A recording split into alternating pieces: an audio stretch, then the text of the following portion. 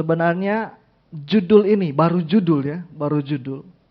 Sebenarnya judul ini sudah saya persiapkan dari bulan Mei. Ya, saya nggak tahu mau khotbah kapan, tapi judul ini udah ada dari bulan Mei. Ya, karena saudara-saudara, bukan mau pamer, ya, bukan mau pamer. Ya. Jadi kayak sebentar sore itu ada namanya kelas pelatihan Yesaya. Ya, Yesaya itu adalah pelatihan penginjilan perkotaan.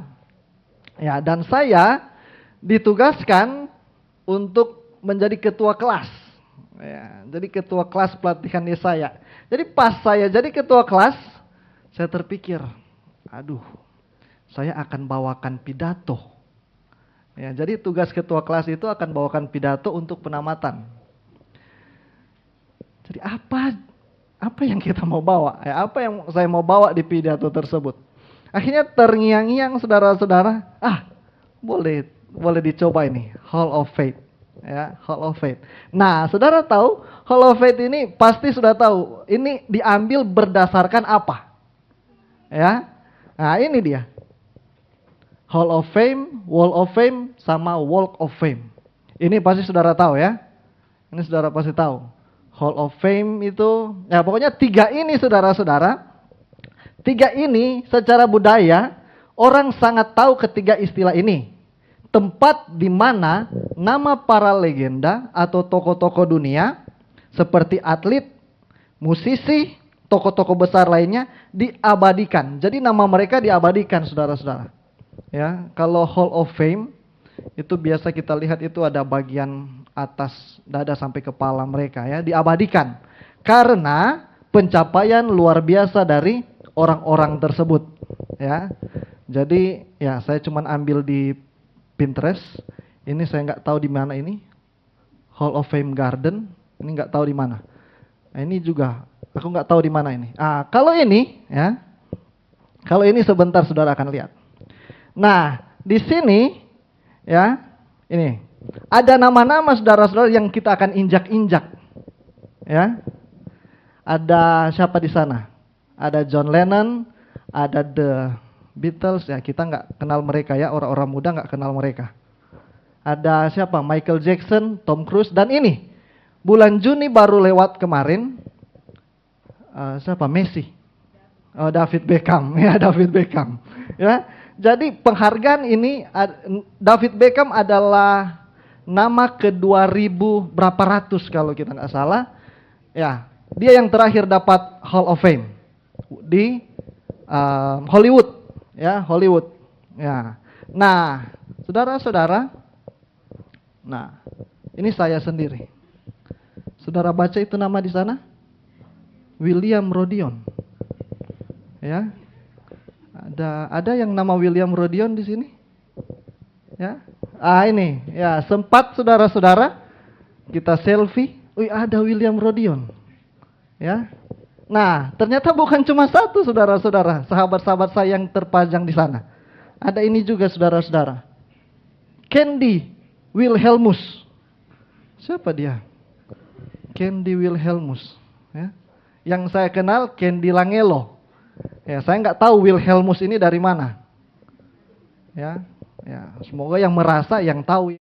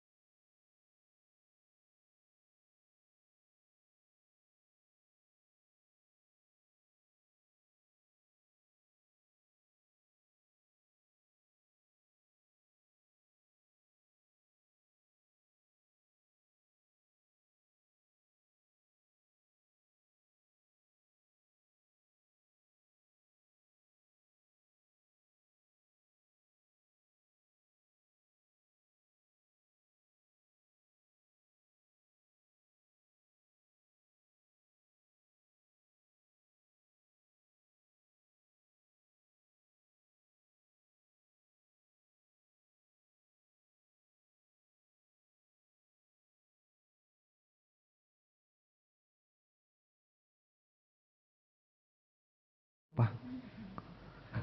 Ya. Jadi saudara-saudara, ada ini. Ada Habel di sana ya. Kalau saudara buka Ibrani pasal 11, ada namanya di sana. Ya, semoga betul ini ya. Semoga betul.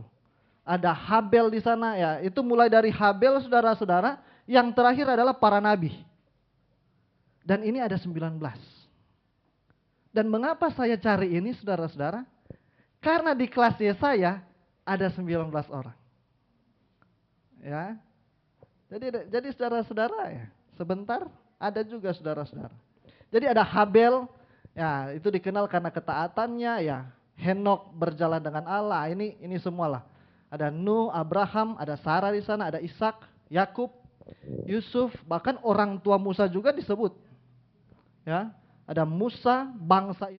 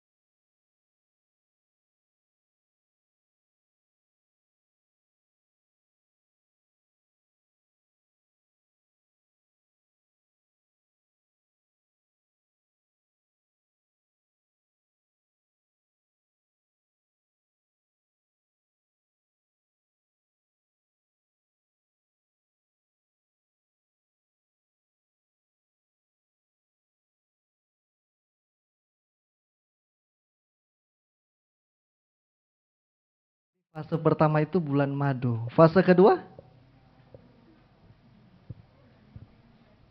ya, ya, kejenuhan, ya. Fase kedua itu kejenuhan. Fase ketiga apa? Mellow, ya. Jadi saudara-saudara, kalau boleh jujur, ke-19 nama ini sudah melewati 2 tahap. Mereka sudah ada di fase, mereka sudah melewati fase bulan madu, ya. Dan mereka sudah, dan 19 nama ini sudah melewati fase kejenuhan, dan sabat yang akan datang itu adalah fase mellow-mellow. Karena sabat yang akan datang itu adalah penamatan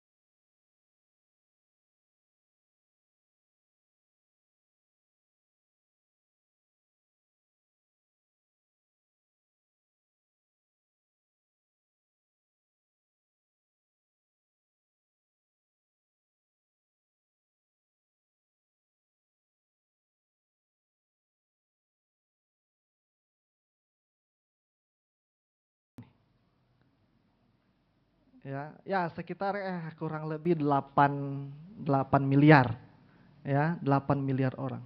Berapa banyak yang memiliki iman? Sorry, sebelum kita ke sana, berapa banyak anggota gereja Advent sedunia? Nah, ini kita belum research yang terbaru. 3 juta.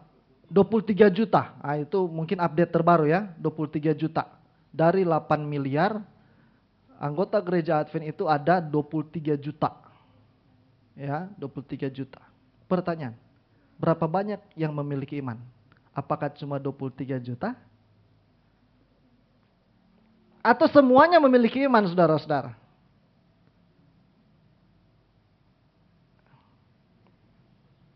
Ya, belum bisa jawab. Pertanyaan lagi, apa itu iman? Karena kalau saudara dapat apa itu iman, saudara bisa jawab berapa banyak yang memiliki iman. Apa itu iman?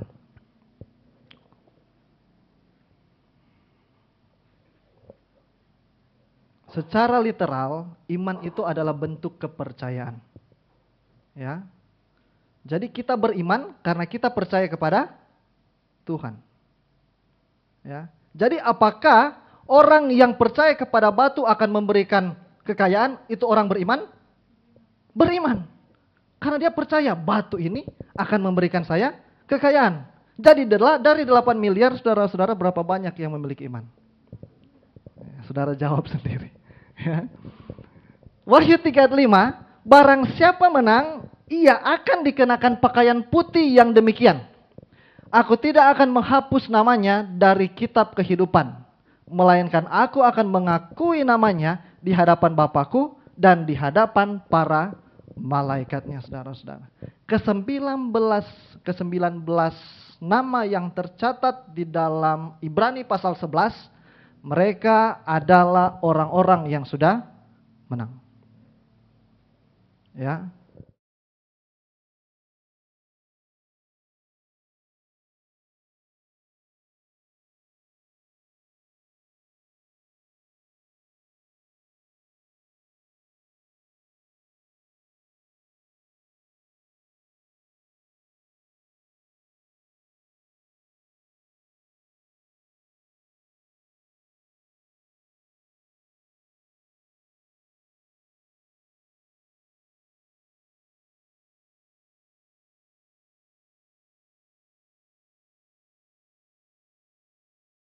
Bisa saja dia jatuh.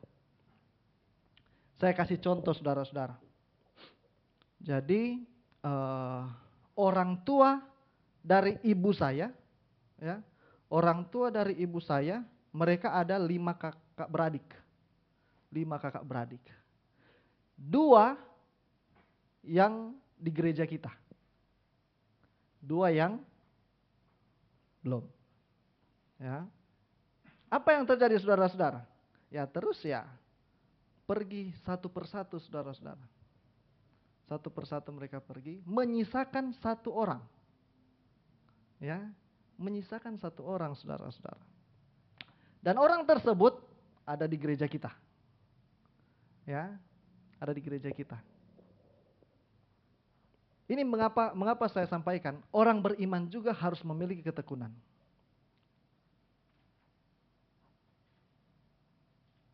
Ya, sesuatu yang diizinkan Tuhan terjadi. Anak perempuan satu-satunya, saudara-saudara, masih muda. Masih muda, baru menikah, yang berkerinduan memiliki seorang anak. Belum memiliki seorang anak, saudara-saudara, terus dia dapat miom. Miom, ya pasti kalau perempuan-perempuan tahu itu ya, miom. Ya, miom, apa beda miom dan kista? Ya, pokoknya antara itu 2, saudara-saudara. Yang mana dokter menganjurkan agar supaya dia angkat rahim. Tapi saudara-saudara, dia tidak mau.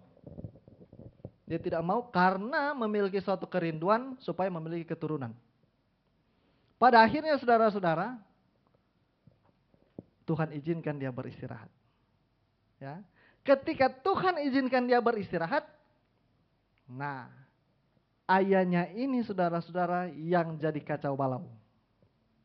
Akhirnya saudara-saudara, iman yang dia bentuk dari kecil jatuh ketika dia mengalami pergumulan tersebut. Ya, dan sampai saat ini saudara-saudara, sampai waktu terakhir kita dengar, dia tidak lagi datang ke gereja. Karena satu alasan, mempersalahkan Tuhan. Tuhan, anak saya memiliki satu kerinduan yang mulia. Mengapa Tuhan izinkan hal itu terjadi? Yes. Ketekunan saudara-saudara. Orang beriman harus memiliki ketekunan. Ya. Supaya sesudah kamu melakukan kehendak Allah, kamu memperoleh apa yang dijanjikan. Oh, ayat ini saudara-saudara luar biasa. Ayat ini adalah kekuatan saudara-saudara. Karena orang yang beriman juga harus tekun. Karena begini saudara-saudara, dalam perjalanan tidak selalu perjalanan kita itu naik terus ke atas. Ya, di dalam dunia sekarang juga orang-orang yang sukses belum tentu mereka dari awal udah ada di puncak. Ya, kayak kesaksian dari Kok Tommy tadi ya, pasti pernah ada di fase kegagalan. Ya, tetapi karena tekun, ya bisa bangkit dari hal tersebut. Nah, saudara-saudara, mari kita ada tiga tokoh yang kita mau share di sini. Ya, pasti ada.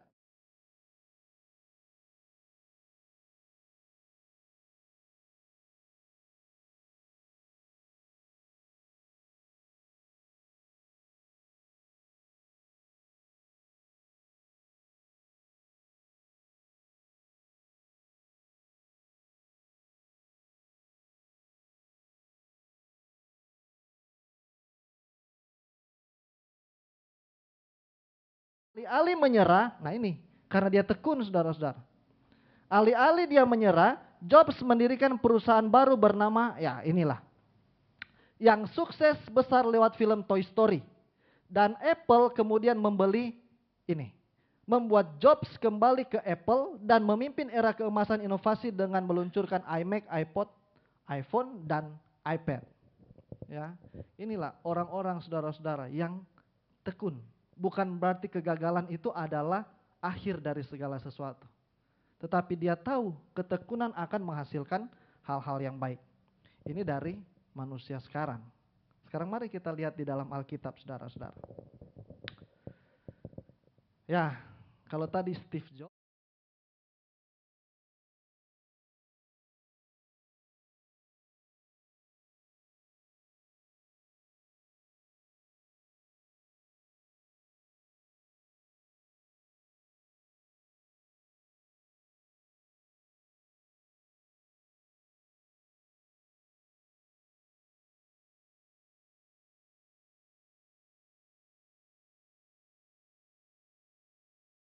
Pasal 1 yang mengatakan bagaimana pribadi dari Ayub dan ada konflik internal yang terjadi di alam semesta. Akhirnya setan diizinkan. Akhirnya Ayub yang dicobai saudara-saudara.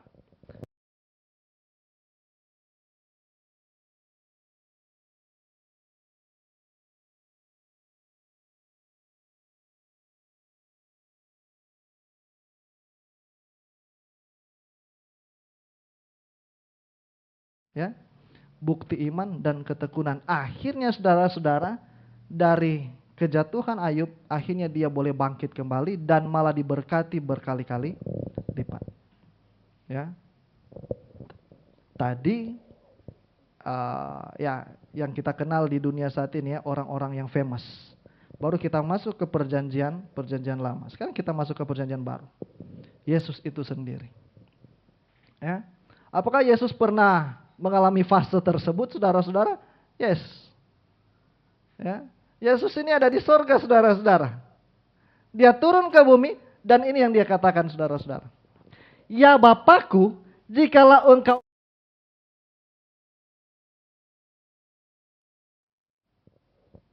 Ini di fase Yesus, di mana ini, saudara-saudara?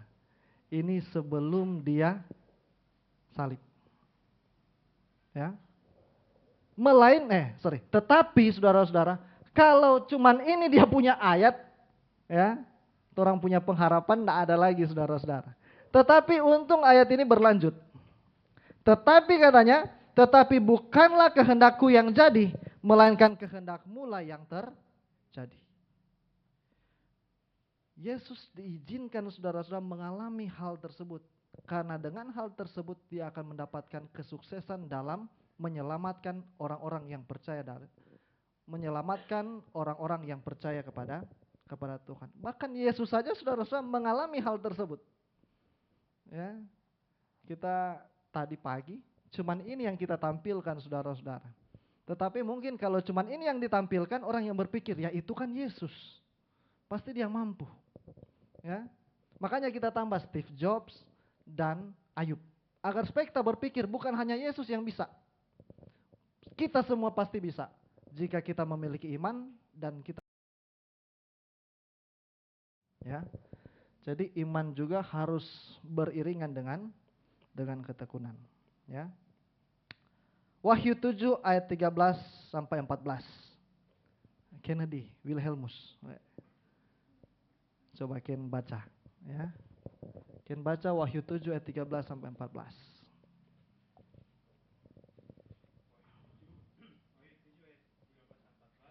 Dan seorang dari antara tua-tua itu berkata kepadaku, siapakah mereka yang memakai jubah putih itu dan dari manakah mereka datang? Maka kataku kepadanya, Tuanku, Tuhan mengetahuinya. Lalu ia berkata kepadaku, mereka ini adalah orang-orang yang keluar dari kesusahan yang besar, dan mereka telah mencuci jubah mereka dan membuatnya putih di dalam darah anak domba. Iya, ini dia, saudara-saudara. Sekali lagi kita bacakan saudara-saudara. Dan saudara pahami ayat ini. Siapakah mereka yang memakai jubah putih? Ya.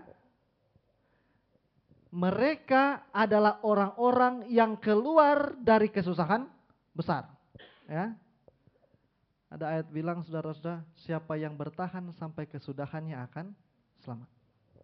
Ya. Jadi orang-orang tersebut, mereka adalah orang-orang yang keluar dari kesusahan besar yang telah mencuci jubah mereka. Yang selama di dunia tidak putih saudara-saudara. Jubah itu adalah karakter, kehidupan. Dan jubah ini hanya bisa dicuci melalui darah anak domba. Artinya karakter kita akan diubahkan hanya boleh di dalam Yesus. Tidak ada lain saudara-saudara. Karakter kita akan diubahkan, jubah kita akan dicuci. Yang dapat membuat jubah itu putih hanyalah darah anak domba. Kita tidak akan dapat dimanapun saudara-saudara. Jadi kalau kita rindu agar supaya nama kita juga berkelanjutan di Ibrani pasal 11, cuci itu jubah saudara-saudara. Cuci karakter kita. Cuci karakter kita. Agar supaya kita dikatakan sebagai orang-orang yang keluar dari kesusahan tersebut. Orang-orang yang bertahan saudara-saudara. Waktu yang lalu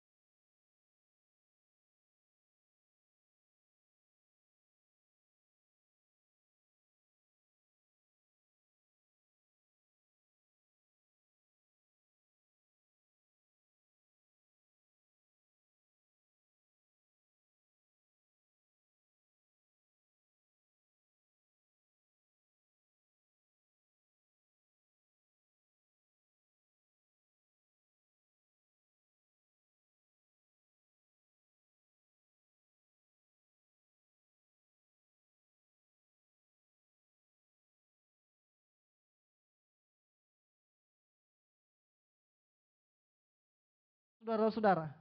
Kita sendiri yang keluar dari Hall of Faith tersebut. Ya, ya mungkin kalau ada satu hall di surga ya. Kalau ada satu hall di surga saudara-saudara. Dan kita ada nama di situ saudara-saudara. Mungkin kita akan baca saudara-saudara. William, Kennedy, Roger Sitinjak. Dan kita semua saudara-saudara punya nama di sana. Ya, punya nama di sana. Asalkan saudara-saudara kita bertahan sampai kesudahan. Ya. Tadi saya mengajar di kelas Cornerstone, bukan tadi.